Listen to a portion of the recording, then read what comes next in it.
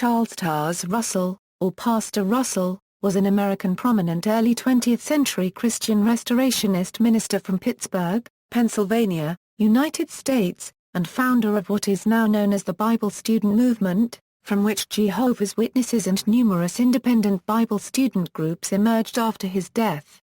Beginning in July 1879, he began publishing a monthly religious journal, Zion's Watchtower and Herald of Christ's Presence. The journal is now published by Jehovah's Witnesses on a semi-monthly basis under the name, The Watchtower, announcing Jehovah's Kingdom. In 1881 he co-founded Zion's Watchtower Tract Society, and in 1884 the corporation was officially registered, with Russell as president. Russell wrote many articles, books, tracts, pamphlets and sermons, totaling approximately 50,000 printed pages. From 1886 to 1904, he published a 6-volume Bible study series originally entitled Millennial Dawn, later renamed Studies in the Scriptures, nearly 20 million copies of which were printed and distributed around the world in several languages during his lifetime.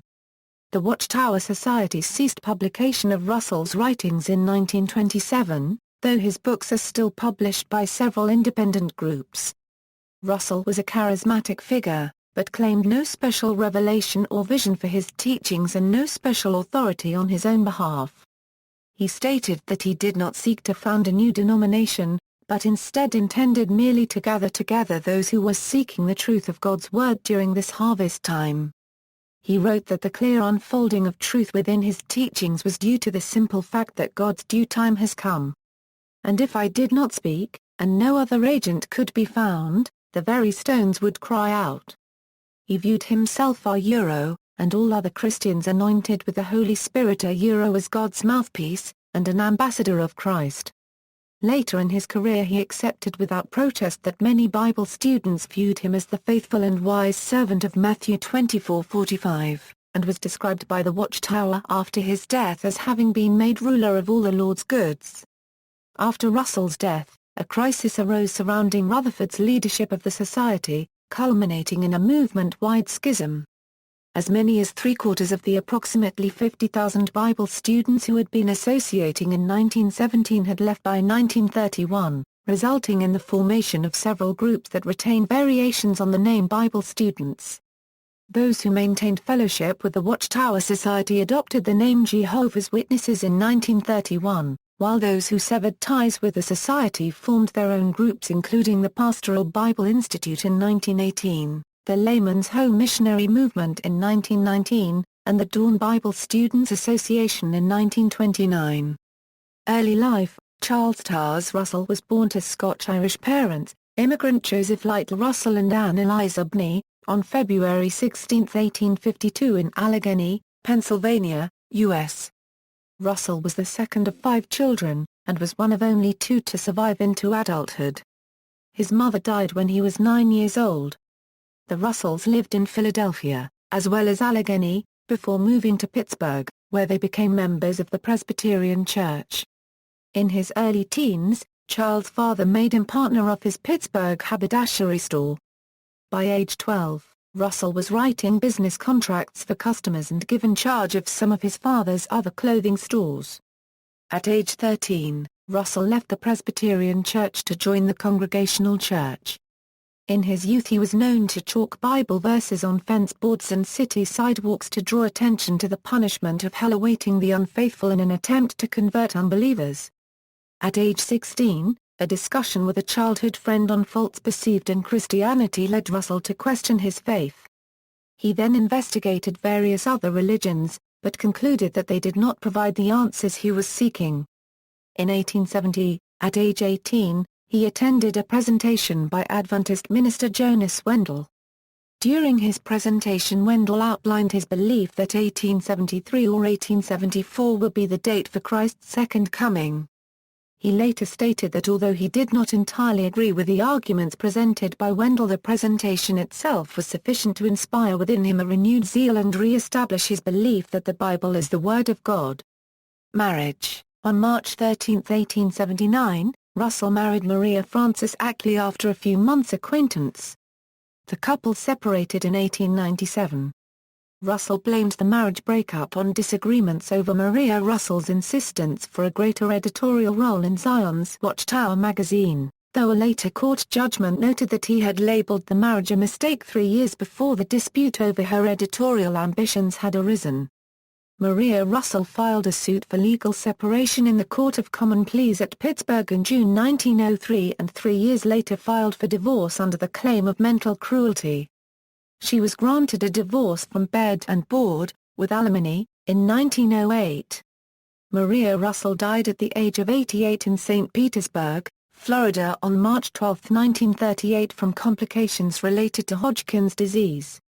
Ministry, beginnings. About 1870, Russell and his father established a group with a number of acquaintances to undertake an analytical study of the Bible and the origins of Christian doctrine, creed, and tradition.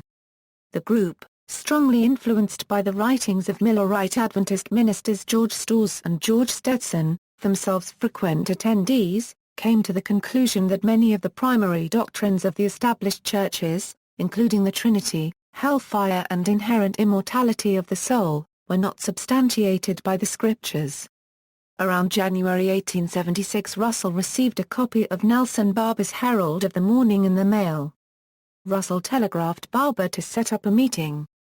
The first response was a visit by Barber and John Henry Patton in Allegheny in March 1876 at Russell's expense to hear their arguments, and compare the conclusions that each side had made in their studies. Russell sponsored a speech by Barber in St. George's Hall, Philadelphia in August 1876 and attended other lectures by Barber. Among the teachings Barber introduced to Russell was the view that Christians who had died would be raised in April 1878. Russell, who had previously rejected prophetic chronology, was moved to devote his life to what he was convinced were now the last 2 years before the invisible, spiritual return of Christ. He sold his 5 clothing stores for approximately $300,000. With Russell's encouragement and financial backing, Barber wrote an outline of their views in 3 Worlds and the Harvest of This World, published in 1877. A text Russell has previously written, entitled The Object and Manner of Our Lord's Return, was published concurrently through the offices of the Herald of the Morning. Russell was eager to lead a Christian revival and called 2 separate meetings of Christian leaders in Pittsburgh. Russell's ideas, particularly stressing the imminence of the rapture and the second advent of Christ, were rejected both times. Split with Barber. When 1878 arrived, failure of the expected rapture of the saints brought great disappointment for Barber and Russell, and their associates and readers. According to one of Russell's associates, A. H. Macmillan, while talking with Russell about the events of 1878, I told him that Pittsburgh papers had reported he was on the 6th Street Bridge dressed in a white robe on the night of the memorial of Christ's death, expecting to be taken to heaven together with many others. I asked him, "Is that correct?" Russell laughed heartily and said, "I was in bed that night between 10:30 and 11 p.m. However, some of the more radical ones might have been there, but I was not. Neither did I expect to be taken to heaven at the time, for I felt there was much work to be done preaching the kingdom message to the peoples of the earth before the church would be taken away." Confused by what was perceived to be an error in calculation, Russell re-examined the doctrine to see if he could determine whether it had biblical origins or was simply Christian tradition. He concluded that it was Christian tradition, and so he began teaching, through the pages of the Herald, what he believed to have discovered on the subject. Barber, embarrassed by the failure of their expectations, rejected Russell's explanation, and a debate ensued in successive issues of the journal from early 1878 to mid-1879. In a matter of months, Barber's embarrassment led to a recanting of some of the views he and Russell had previously shared, including any reliance upon prophetic chronology. Their disagreements turned into a debate over Christ's ransom, resulting in a split between the two. Russell removed his financial support and started his own journal, Zion's Watchtower and Herald of Christ's Presence, with the first issue published in July 1879. Barber formed the Church of the Strangers that same year, continuing to publish Herald of the Morning. Watchtower Society. In 1881, he founded Zion's Watchtower Tract Society, with William Henry Coney as president and Russell as secretary-treasurer, for the purpose of disseminating tracts, papers, doctrinal treatises and Bibles. All materials were printed and bound by Russell's privately owned Tower Publishing Company for an agreed price, then distributed by colporteurs.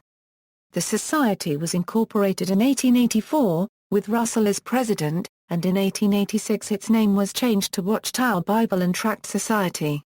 In 1908, Russell transferred the headquarters of the Watchtower Society to its current location in Brooklyn, New York. Publications. With the formation of the Watchtower Society, Russell's ministry intensified. His Bible study group had grown to hundreds of local members, with followers throughout New England, the Virginias, Ohio, and elsewhere, who annually re-elected him pastor, and commonly referred to him as Pastor Russell. Congregations that eventually formed in other nations also followed this tradition. In 1881, he published his first prominent work entitled Food for Thinking Christians.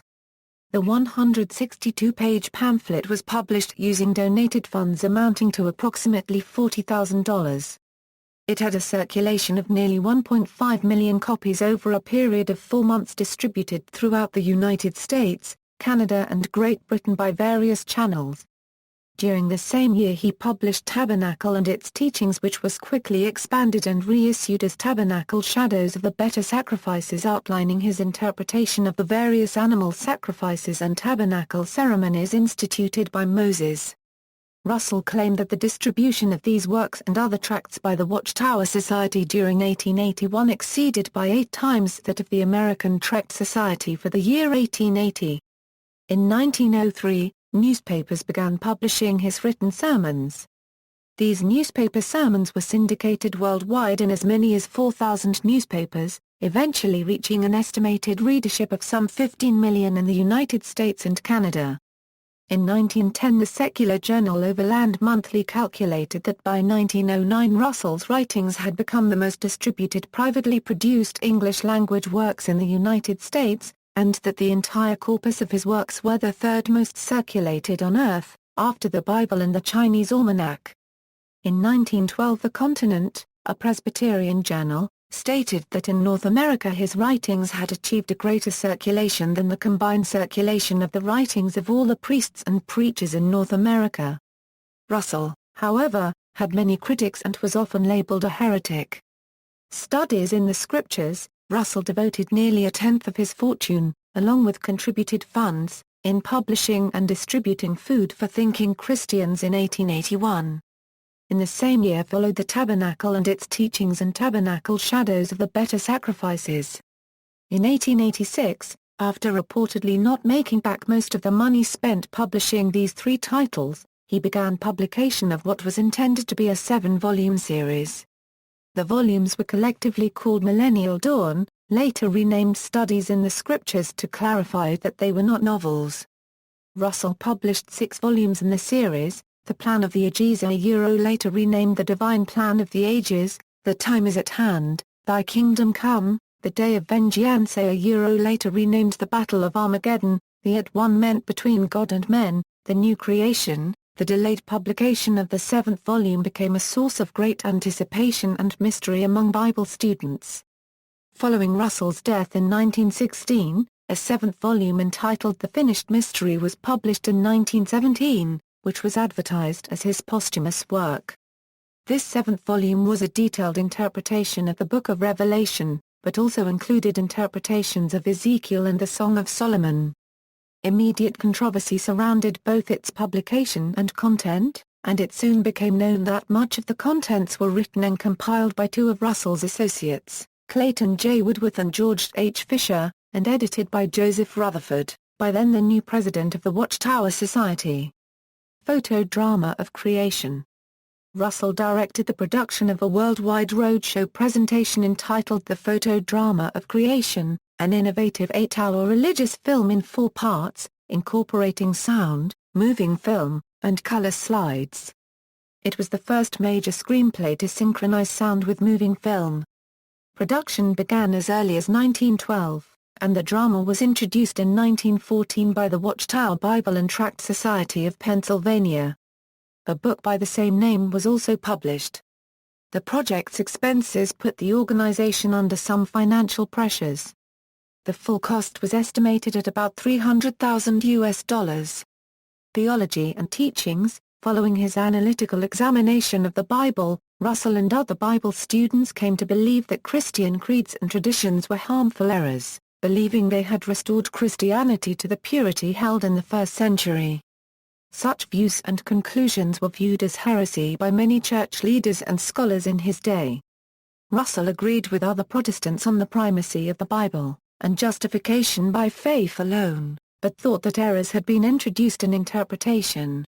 Russell agreed with many 19th-century Protestants, including Millerites, in the concept of a great apostasy that began in the 1st century AD. He also agreed with many other contemporary Protestants in belief in the imminent second coming of Christ, and Armageddon. Some of the areas in which his scriptural interpretations differed from those of Catholics, and many Protestants, include the following. Hell. He maintained that there was a heavenly resurrection of 144,000 righteous, as well as a great multitude, but believed that the remainder of mankind slept in death, awaiting an earthly resurrection. The Trinity. Russell believed in the divinity of Christ, but differed from orthodoxy by teaching Jesus had received that divinity as a gift from the Father, after dying on the cross. He also taught that the Holy Spirit is not a person, but the manifestation of God's power. Christ's second coming. Russell believed that Christ had returned invisibly in 1874, and that he had been ruling from the heavens since that date.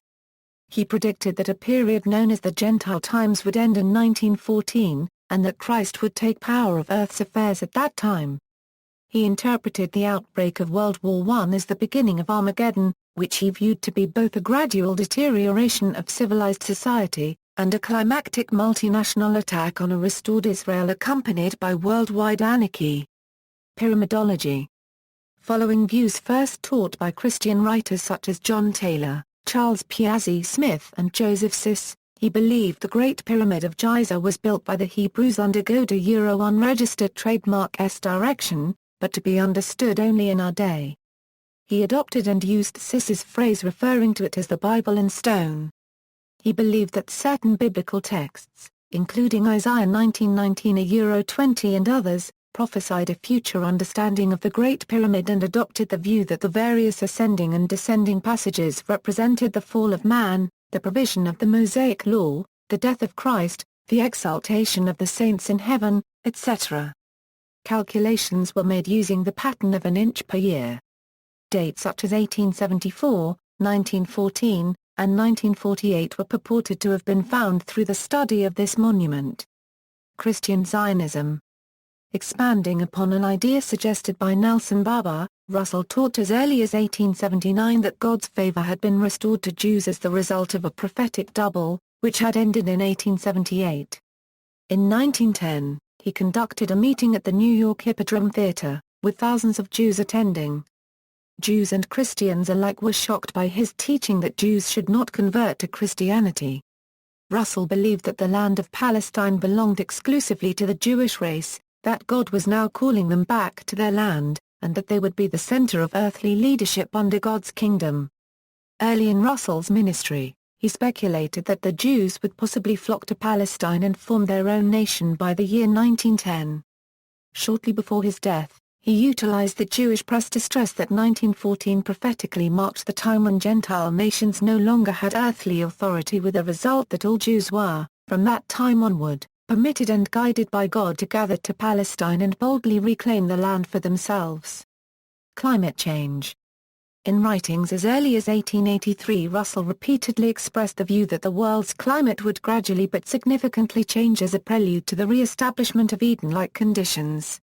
These changes, he said, would include the gradual melting of the Greenland ice sheet, the Arctic and Antarctic polar ice caps, and the general warming of the Earth.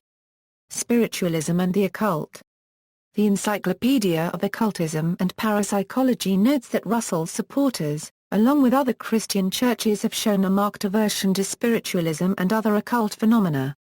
Very early in the group unregistered trademark S history, Russell attacked spiritualism. Death. 40 degree 30 a euro squared 35.27 a euro cubed n 80 degree 0 a euro squared 56.65 a euro cubed w. Russell's health had become increasingly poor in the last 3 years leading up to his death. During his final ministerial tour of the western and southwestern United States he became increasingly ill with cystitis, but ignored advice to abandon the tour.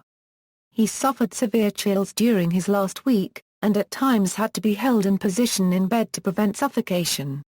He was forced to deliver some of his Bible discourses sitting in a chair, and on a few occasions his voice was so weak as to be barely audible. Russell, aged 64, died on October 31, 1916, near Pampa, Texas, while returning to Brooklyn by train. An associate of Russell's stated that at age 64 his body was more worn out than that of his father, who died at age 89. He was buried in Rosemont United Cemetery, Pittsburgh. The gravesite is marked by a headstone. Nearby stands a 7-foot-tall pyramid memorial erected by the Watchtower Bible and Tract Society in 1921. Legacy. In January 1917, Joseph Franklin Rutherford was elected president of the Watchtower Bible and Tract Society, despite disputes over the election process. Further disputes arose over interpretation of sections of Russell's will dealing with the future contents of Zion's Watchtower magazine, as well as who, if anyone, had authority to print new literature. By the end of the 1920s, nearly three-quarters of the Bible student congregations had rejected Rutherford's ongoing changes in organizational structure, doctrinal interpretations, and congregational practices, some of which began to appear in material printed by the Watchtower Society as early as 1917. Many Bible students were disaffected by Rutherford's rejection of Russell's views regarding his role in the restoration of the truth, and support of the Great Pyramid as having been built under God's direction. Those remaining supportive of Rutherford adopted the new name Jehovah's Witnesses in 1931, and changed the key word of their magazine from Watchtower to the Watchtower. Many of the most prominent Bible students who had ceased association with the changing Watchtower Society attempted a regathering of disaffected Bible students in October 1929 by holding the first annual Bible Students Reunion Convention in the old Pittsburgh Bible House long used by Russell. These conventions were held yearly, but the process of regathering took nearly 20 years. Controversies, leadership style. As early as 1892, Russell's views and management style were strongly criticized by certain individuals associated with his ministry. In 1893 a paper was written and circulated to Bible students in Pittsburgh by associates Otto Van Zech, Elmer Bryan, J. B. Adamson, S. G. Rogers, Paul Kotitz, and others. It accused Russell of being a dictatorial leader, a shrewd businessman who appeared eager to collect funds from the selling of the Millennial Dawn books, that he had cheated one of them out of financial gains, and that he issued thousands of Millennial Dawn books under a female pseudonym. A booklet entitled A Conspiracy Exposed and Harvest Siftings was written by Russell and issued as an extra to the April 1894 Zion's Watchtower magazine in order to preempt attempts to have their views circulated to a wider audience of Bible students. Russell printed copies of letters he had received from these former associates in order to show that their claims were false, and that those involved were guided by Satan in an attempt to subvert his work as a minister of the gospel. Allegation of immoral conduct. In 1897 Russell's wife, Maria, left him after a disagreement over the management of Zion's Watchtower magazine. She believed that, as his wife, she should have equal control over its administration and equal privilege in writing articles, preaching, and traveling abroad as his representative. In 1903 she filed for legal separation on the grounds of mental cruelty, because of what she considered to be forced celibacy and frequent cold, indifferent treatment. The separation was granted in 1906, with Russell charged to pay alimony. During the trial Mrs. Russell's attorney alleged that in 1894 Mr. Russell had engaged in improper intimacy with Rose Ball, by then a 25-year-old woman whom the Russells has previously cared for as a foster daughter after claiming to be an orphan. Mrs. Russell alleged that Ball had told her Mr. Russell claimed to be an amorous jellyfish floating around to different women until someone responded to his advances. Mr. Russell denied the accusations and stated that he had never used such terminology to describe himself. When the judge asked Mrs. Russell if she was accusing her husband of adultery, she replied, "No." The Washington Post and the Mission Friend of Chicago reprinted the jellyfish story while also accusing Russell of immoral conduct. Russell sued the papers for libel. The jury decided in his favor, awarding him $1. Following an appeal, Russell received a cash settlement of $15,000 plus court costs, and an agreement that the two papers publish his weekly syndicated sermons as well as a retraction defending his character. Rose Ball Hennings died November 22, 1950 at the age of 81 in Melbourne, Victoria, Australia, having for several years been an author for the People's Paper and remained associated with the Bible students in Australia until her death. Miracle Wheat. On March 22, 1911, the Brooklyn Daily Eagle published articles accusing Russell of gaining profit from a strain of wheat named Miracle Wheat by its alleged discoverer, K.B. Stoner of Fincastle, Virginia, which Russell sold for $60 per bushel, far above the average cost of wheat at the time. Throughout 1912 and 1913, the Eagle continued to report on Russell's alleged fraud. Russell sued the Eagle for libel, but lost. A government expert investigated the Miracle Wheat, and said it was low in the government tests. Prior to entering the court, the Eagle declared that at the trial it will show that Pastor Russell's religious cult is nothing more than a money-making scheme. Russell defended himself publicly, and in writing, claiming that the wheat was donated to the Watchtower Society, and although sold for $1 per pound, Mr. Stoner routinely sold it for a $1.25 per pound. Russell claimed to have no financial connection to the wheat, and that no one claimed a refund despite such an offer for up to a year later for any who were dissatisfied with their purchase. In 1975, the Watchtower Society stated that gross receipts from the Miracle Wheat fundraiser totaled about $1,800, of which Russell himself did not get a penny. It also said that the society itself made no claim for the wheat on its own knowledge and the money received went as a donation into Christian missionary work. Qualifications. In June 1912, Reverend J. J. Ross, pastor of the James Street Baptist Church in Hamilton, Ontario, published and widely distributed a 4-page leaflet entitled, "Some Facts About the Self-Styled Pastor Charles T. Russell," alleging that Russell was involved in questionable business practices, had defrauded his estranged wife, and announced his qualifications, legitimacy and moral example as a pastor. Russell in turn sued Ross for defamatory libel on December 2, 1912. After several delays the case came before Police Court Magistrate G.F. Jelfs on March 17, 1913.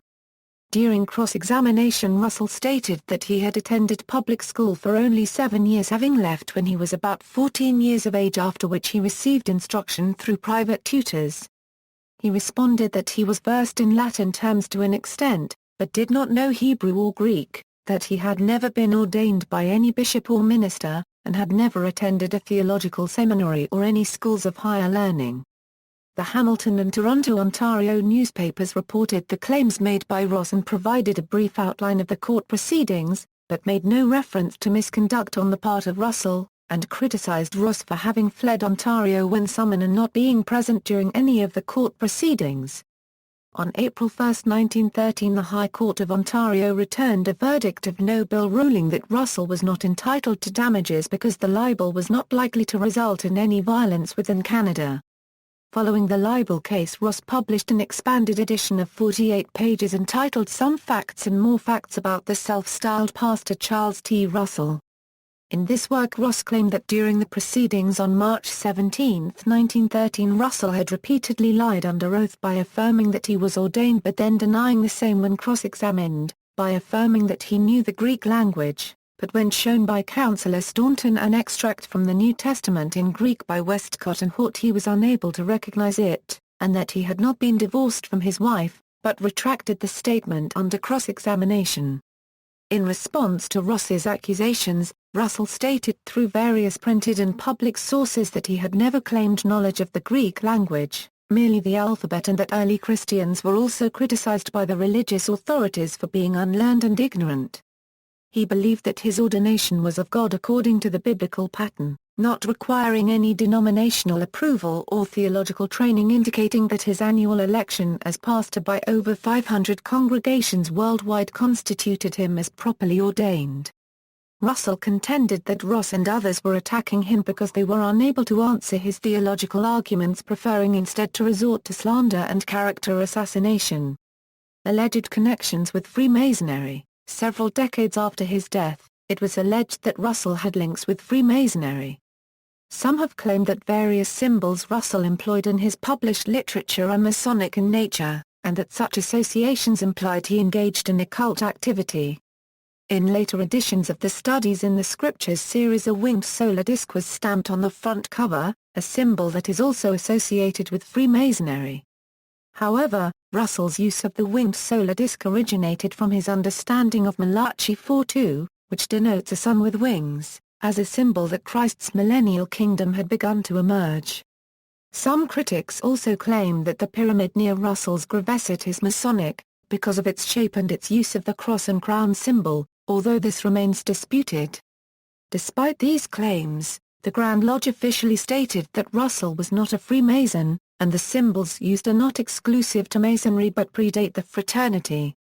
In June 1913, during his transcontinental speaking tour, Russell gave a discourse in a Masonic hall in San Francisco, where he stated, "Although I have never been a Mason, something I do seems to be the same as Masons do, I don't know what it is.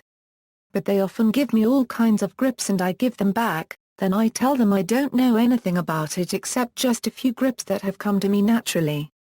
Throughout his ministry he stated that he believed Christian identity is incompatible with Freemasonry, and that Freemasonry, Knights of Pythias, Theosophy, and other such groups are grievous evils, and unclean. A Freemasonry website states, Russell was not a Freemason. Neither the symbols found in the Watchtower nor the cross and crown symbol are exclusively Masonic. References. External links: jw.org, official website of Jehovah's Witnesses, pastor-russell.com, Pastor Russell website, Faith on the March, A. H. Macmillan, biography of Charles Taze Russell from Zion's Watchtower obituary issue, December 1, 1916, International Bible Students Souvenir Convention report for 1916, Pastor Russell passes through the gates of glory, Chicago, 1917, Laodicean Messenger, Chicago, The Bible Students Bookstore. Memoirs of the Life of Charles Taze Russell. Message to Herald of the Morning Subscribers, 1879, Pittsburgh, Pennsylvania. Zion's Watchtower and Herald of Christ's Presence, July 1, 1879, Supplement, The Messenger of Laodicea, Watchtower Bible and Tract Society, 1919, Pyramid at Russell's Grave, North Side, People, Charles Taze Russell. Information page at the Carnegie Library of Pittsburgh. Unregistered trademark S website. C.T. Russell Database. Database of Russell's writings, Russell's Last Will and Testament, Studies in the Scriptures online, Studies in the Scriptures from biblistudents.com, St. Paul Enterprise, November 7, 14, 21, and 28, 1916. Articles regarding the death and burial of, and memorial services for, Pastor Russell, Chapter 2. Organizational Beginnings, Charles Taze Russell from Barbara G. Harrison's Visions of Glory, A History and a Memory of Jehovah. Unregistered trademark S. Witnesses, New York, Simon & Schuster, 1978. See also Chapters 4 and 6. Works of Charles Taze Russell and Their Effect upon Religion in America, 1974. Bob Chastain, Master's Thesis.